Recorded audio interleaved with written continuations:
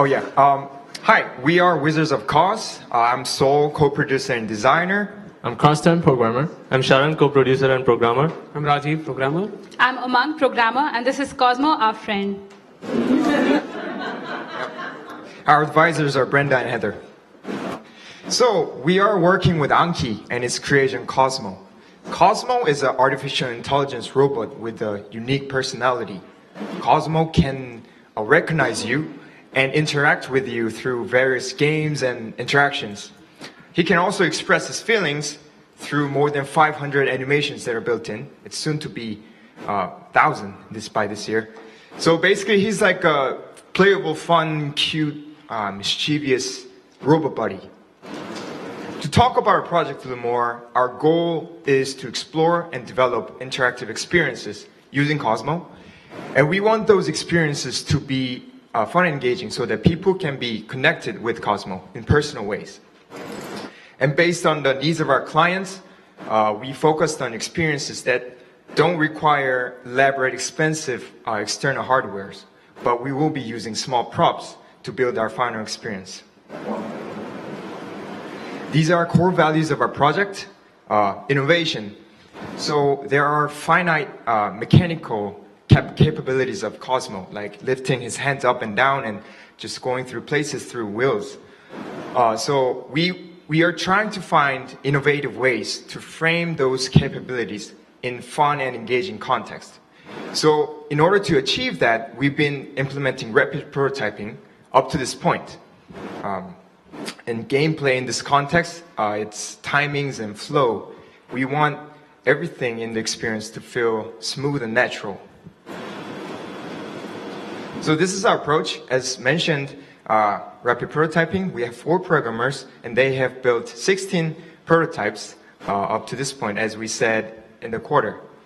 And based on the findings and discoveries from those prototypes and constant communication between our clients, we have managed to narrow it down to an idea that we're all excited for. That is a Cosmo world. Sharon will talk later in the presentation. But that we'll be doing for the rest of the semester, developing and playtesting, refining, so that we can hand it over to Anki at the end of the semester. So here's Umang, who will talk about the prototypes that we have built. Thank you, Sol. So as Sol mentioned, up till now, we have been rapid prototyping, and we have come up with 16 prototypes so far. We've broadly categorized them into games, social interactions, and miscellaneous prototypes. We created some interactive games using Cosmo, in some of which Cosmo would be the host of a multiplayer game, and in some, you could play against Cosmo.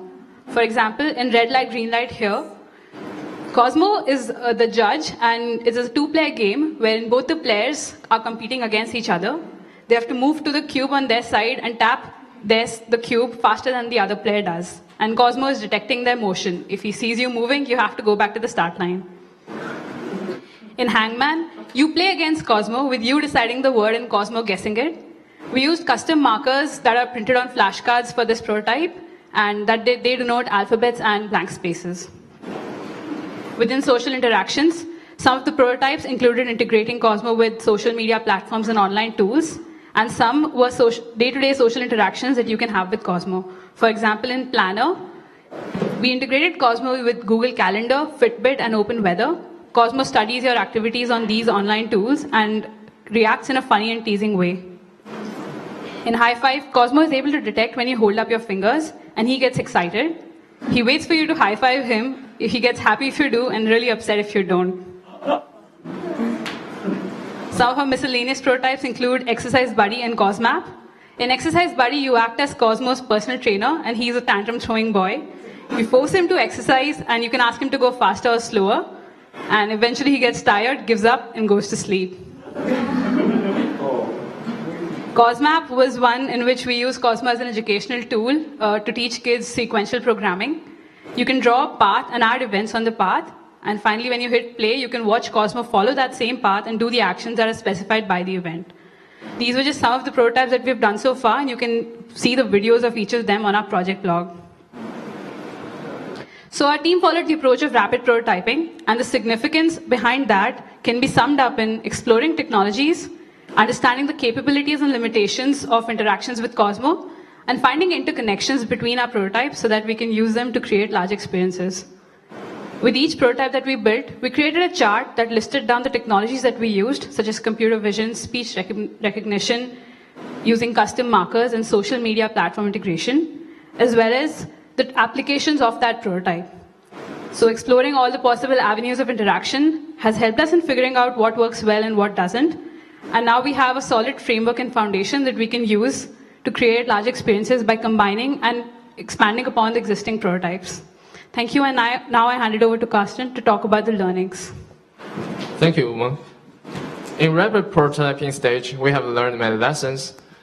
First, speech doesn't really work, either as input or output method, because Cosmo's high-pitched voice is hard to understand, and Cosmo requires an external microphone to hear any sound.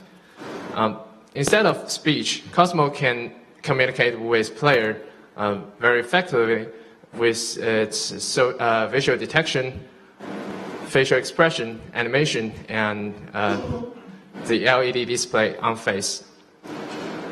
And assigning context to the cubes helps make the experience lively.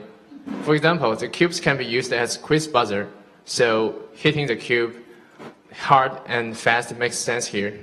Otherwise, tapping the cube is not that intuitive because the cubes lack the mechanical feedback like buttons. Another way to utilize cubes as input method is to use the shapes of them. Again, it's more intuitive than tapping. And in this case, the cubes can be used as building blocks to form bigger structures. And another key to lively experience is the unexpected reaction from Cosmo. For example, in Exercise Buddy, Cosmo's funny and cute personality shows up when he disobeys your command, refuses to do exercise, and finally falls asleep. We also got many helpful feedback in Quarter. First, the experience should follow the right timing and reduce lag. That includes detecting the input interaction as quickly as possible and picking the reactive animation of proper length and intensity. The whole point is to make the experience as natural as possible. Second, social experience has more potential to be developed into something impressive because in social experience, you're not just play games with Cosmo, but let him dive into your daily life. So human and Cosmo forms closer relationship and users get stronger feeling from the interaction. And our prototype don't have a specific demographic group. Say the educational prototypes have targeting users as the small kids, while the social experience have demographic group as young people around 20 years old. And some faculties suggest the experience could be more spatial and dynamic. This can be more easily achievable with the release of customer markers 2 weeks ago. So we can attach the markers on props to build fictional experience. Now I'm passing on the stage to Sharon to talk about our second half. Thank you, Karsten. So, along with the 16 prototypes that we have built so far, we want to develop a refined experience as part of our final deliverable. After going through several rounds of discussions with the client, we came up with the set of standards for this experience. Keeping the capabilities and limitations of Cosmo in mind, we want to build a simple experience that is intuitive and of really good quality. Secondly, engagement is a big factor for this experience. We plan on achieving this by leveraging Cosmo's personality in fun ways, such that the users can enjoy interacting with Cosmo. Lastly, we want this experience to be replayable. That is, it should be fun and have surprise elements even after multiple playthroughs. Keeping all of this in mind, we pitched 6 different ideas to our client. And after the meeting, both Anki as well as the team is most excited about the Cosmo World experience. Although initially we had planned to do 4 experiences after halves, after talking to the client and studying their requirements, we have decided to build one big interconnected experience.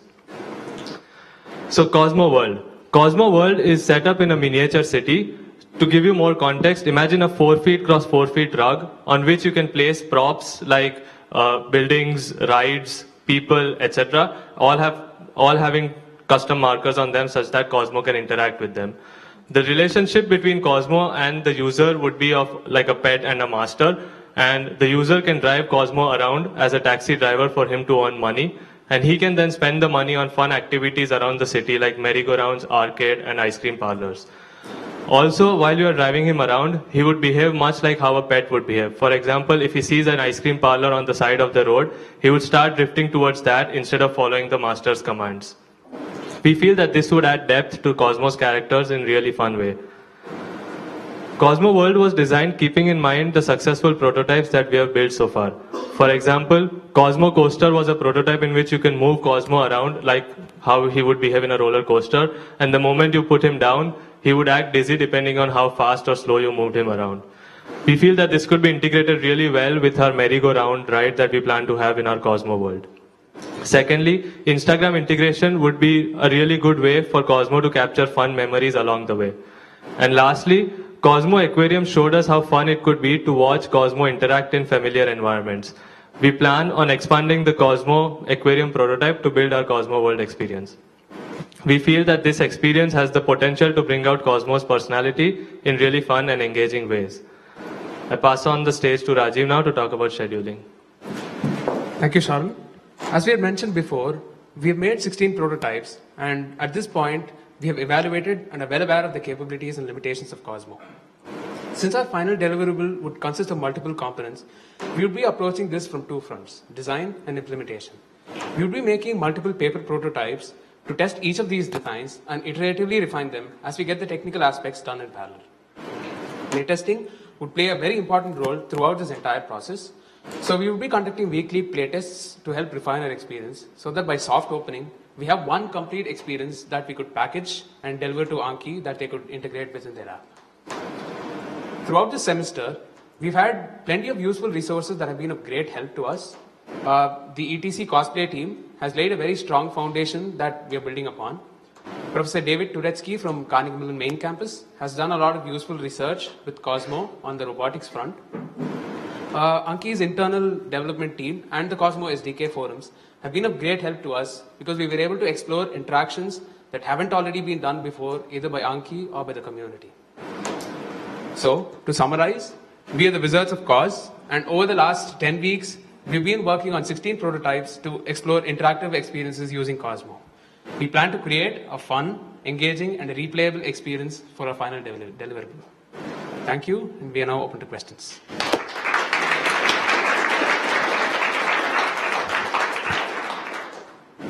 Yeah. Just to confirm something, Cosmo World, was that the previous iteration, the underwater treasure chest, pirate ship, sort of getting at that, what you guys have learned and going after his memories and personality and everything? Yeah. Is that sort of the updated? Yeah, so the question was that how different Cosmo Aquarium would be from Cosmo World, or how Cosmo Aquarium prototype is related to the Cosmo World experience we are trying to build. Yeah, so Cosmo Aquarium was a really short prototype that we had done to test out whether this kind of interactions would work or not. Cosmo World would involve more interactions from the user's perspective as well. Like I said, you would be driving Cosmo around, and there would be our client wanted something which could be a 0-player as well as a 1-player thing. So we feel that this has the potential to do that because Cosmo can himself interact around, but at the same time, if there is one person who wants to play around with Cosmo, it could be a good way for you to interact with Cosmo and drive him around as well. Yeah. Does that answer your question? It does. I just wanted to know what happened to I didn't know you were calling it aquarium. I wanted to know what came to the aquarium. Yeah, we were calling that Cosmo World prototype before, but because our experience is called the same, we changed that to aquarium. Yeah. Still not sure I completely understand the Cosmo World concept. Are there physical pieces or a colored map, or what is it, or is it just imaginary? No, it's physical pieces. Imagine a 4x4 feet platform on which you can place props like buildings or rides or people as well, as we are having a taxi cab kind of a thing. And all those props would have custom markers so that Cosmo can recognize that and interact with it. What age group are you thinking for this experience? So, like Cosmo's target demographic is 60% of them are between the ages of 7 to 11. So, more that age group.